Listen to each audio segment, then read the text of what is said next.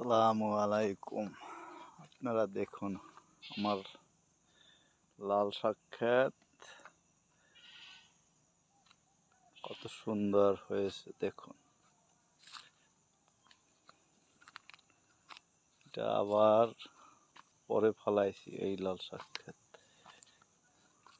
এটাও বড় হবে, ওইটা শেষ হইতে নইতে এটা বড় হবে।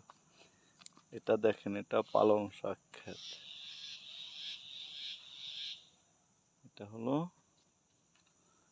পালং শাক ক্ষেত।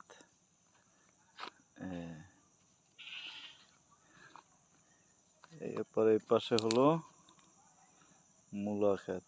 মূলা দেখুন।